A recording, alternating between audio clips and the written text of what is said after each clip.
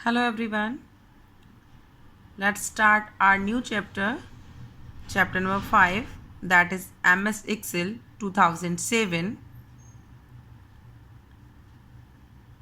जैसा कि आप सभी जानते हैं, एक्सेल को ओपन करने के लिए फर्स्ट ऑफ ऑल हमें स्टार्ट बटन पर क्लिक करना होता है। देन हम इंस्टेंट एक्सेल को यहाँ से ओपन कर सकते हैं। जिस भी फॉर्मेट का एक्सेल आपको ओपन करना है, आप उस ऑप्शन पर सेलेक्ट करते हैं और उस फॉर्मेट को यहाँ से सेलेक्ट करके रिप्रेजेंट करा लेते हैं। ये हमारे पास फॉर्मेट है एक्सेल का। जैसा कि आप सभी जानते हैं, माइक्रोसॉफ्ट एक्सेल एक सॉफ्टवेयर है जिसे हम स्प्रेडशीट सॉफ्टवेयर बोलते हैं, और ये एक ऐसा तरीका है जिससे कि हम लोग अपने डेटा को, अपनी इंफॉर्मेशन को एक टैबुलर फॉर्मेट में ऑर्गेनाइज करके रख सकते हैं। टैबुलर फॉर्मेट का मीन्स एक टेबल की फॉर्मेट में हम लोग क्रिएट करके अपना कंटेंट रख सकते हैं। किसी भी तरह की वैल्यू हम रख सकते हैं, either numeric value, either string type value. जिस भी तरह की वैल्यू को हमें रखना होता है उस वैल्यू को हम लोग रख सकते हैं। सबसे बड़ी और इम्पॉर्टेंट बात कि रेक्टेंगुलर टेबल एक ग्रिड की फॉर्मेट में हमारे पास रिप्रेजेंट होती है, जिसमें multiple rows and multiple columns आपको अकर होते हैं, जिसमें हम लोग उसको इनफाइनाइट टाइम तक कंप्लीट डेटा एंटर कर सकते हैं, जितने भी कॉलम और रो के नेम्स यहाँ पर रिप्रेजेंट हैं। ओके। और सबसे इम्पॉर्टेंट बात एक्सेल की कि इसकी हेल्प से हम लोग फॉर्मूलाज लगाकर बड़ी से बड़ी कैलकुलेशन को इजीली अकम्प्लिश कर सकते हैं। ओके। तो अब हम स्टार्ट करते हैं अपना एक्सेल। अभी हमने सिर्फ ब्रीफ पढ़ा था कि हम लोगों ने एक्सेल क्यों यूज़ में लिया, क्यों यूज़ में लेते हैं। तो हम लोगों ने जो एक्सेल आपका खोल लिया है, आपको जो आपकी मोबाइल स्क्रीन पर विंडो दिख रही है वो एक्सेल की विंडो है। अब हम पहले एक बार इसको समझ लेते हैं कि एक्सेल की विंडो में ऐसे कौन कौन से कंटेंट हैं जो हम पढ़ के चलेंगे। तो आप ध्यान से देखते चलिए। जैसा कि जो भी अपन लोग जिस भी तरह का सॉफ्टवेयर खोलते हैं वो सभी की होम स्क्रीन होती है, विंडो होती है, जिसे हम अच्छे से समझते हैं। हम लोगों ने वर्ड में भी समझा था। तो सेम एज इट इज़ आपके पास ये जो विंडो दिख रही है ये आपकी कंपोनेंट विंडो है किसकी, एक्सेल की। तो हम इसमें कंटेंट को पढ़ेंगे। स्टार्टिंग में बुक 1 जो है दैट इज़ टाइटल बार, जिस पर हम लोगों के फाइल का टाइटल मेंशन होता है, जहाँ से हम लोग टाइटल एंटर करते हैं। इसके अलावा हमारे पास ये जो कॉर्नर पर बार है that is undo redo, that is quick access tool bar. Quickly हमें कोई भी डेटा यहाँ से लॉन्च करना होता है तो हम यहाँ से लॉन्च कर सकते हैं। That is file tab. File tab को हम बैकस्टेज व्यू भी बोलते हैं।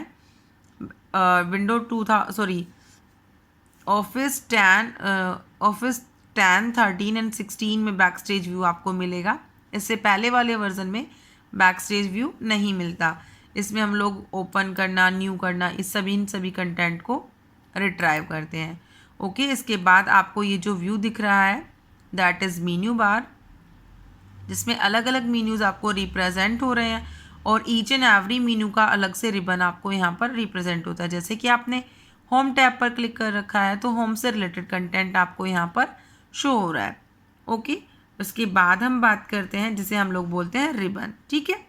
इसके बाद हम बात करते हैं कि रिबन के बाद हम बात करते हैं, आप लोगों को दिख रहा होगा कि यहाँ पर एक रेक्टेंगुलर की शेप में आपको ए और 1 वाली हाईलाइटेड सेल मिल रही है, दैट इज़ सेल। इसे हम लोग हाईलाइटेड सेल भी बोल सकते हैं, जिस पे हम लोग अपना वर्क करने जाएंगे।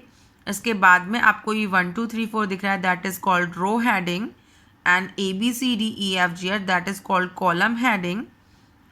कॉलम हेडिंग के जस्ट ऊपर आपको FX करके और एक ये स्पेस दिख रहा है, that is a formula bar, जहाँ पर हम लोग फॉर्मूला एंटर करते हैं।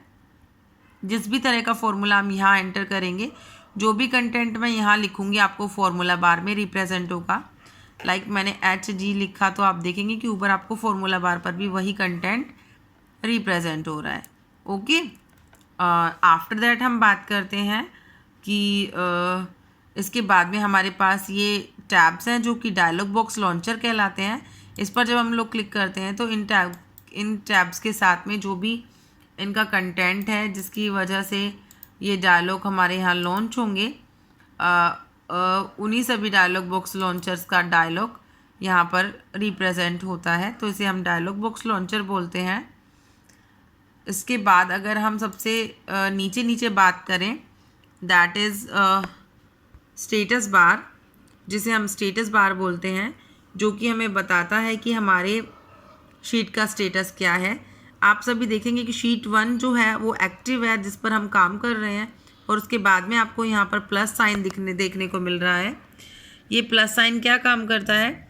मल्टीपल न्यू शीट्स को ऐड करने का काम करता है। बेसिकली एक वर्कबुक में बहुत सारी शीट्स होती हैं, जस्ट लाइक एज जैसे कि आपकी एक नोटबुक में बहुत सारे पेजेस होते हैं ना, same as it is Excel की एक वर्कबुक में बहुत सारी शीट्स होती हैं। बेसिकली 3 शीट्स को हम काउंट कर सकते हैं।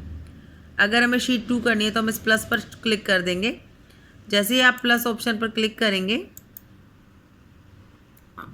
वेट अ मिनट, तो आपने जैसे ही प्लस ऑप्शन पर क्लिक किया, शीट 2 आ गई है, और करेंगे तो शीट 3 आ जाएगी। हम वापस से अपनी वही शीट पर वर्क करेंगे, दैट इज़ शीट 1। तो शीट 1 पर जैसे हमने क्लिक किया तो हमारी शीट बॉक्स आ गई है। ओके, तो आपको ये चीज़ समझ आ गई होगी कि वर्कबुक क्या होती है। वर्कबुक हम बात करते हैं जिसमें कंप्लीट हम लोग अपनी मल्टीपल शीट्स को सेव करके रख सकते हैं। एक वर्कबुक बहुत सारी वर्कशीट्स को रखती है, जिसमें बहुत सारे number of rows and number of columns होते हैं, जिनमें हम लोग अपना वर्क इंडिपेंडेंटली कंप्लीट करते हैं। ओके, और इसके बाद में हमारे पास ये जो हेडर फुटर ये सेल्स जो आपको बहुत सारी रिप्रेजेंट हो रही है, ये सेल्स होती हैं हमारे वर्क स्पेस एरिया के लिए, जिसमें हम लोग अपना काम करते हैं। ठीक है, तो हम लोगों ने पढ़ा क्या क्या रो। अच्छा, अब हम बात करें तो ये हमारी रोज़ हैं एंड ये हमारे कॉलम्स हैं। तो हम लोगों ने पेज नंबर 48 पर जो हमारे पास कंपोनेंट्स हैं विंडो के, वो सभी पढ़ लिए हैं कि हमारे पास कौन कौन सी शीट्स टैब होती हैं, वर्कशीट कौन कौन सी होती है। ओके, इसके अलावा हम बात करते हैं सेल एड्रेस की। सेल एड्रेस होता है जो कि नेम बॉक्स होता है, जिसके अंदर जो भी करंटली जिस भी सेल पर हम लोगों ने कर्सर अपना सेट कर रखा है, हाईलाइटेड जो सेल है उसका एड्रेस लेकर चलता है। और ये कौन सा बॉक्स होता है? ये वाला बॉक्स होता है, जिसे हम नेम बॉक्स बोलते हैं। जैसा कि आप देख रहे हैं A1 आपको नेम बॉक्स में रिप्रेजेंट हो रहा है।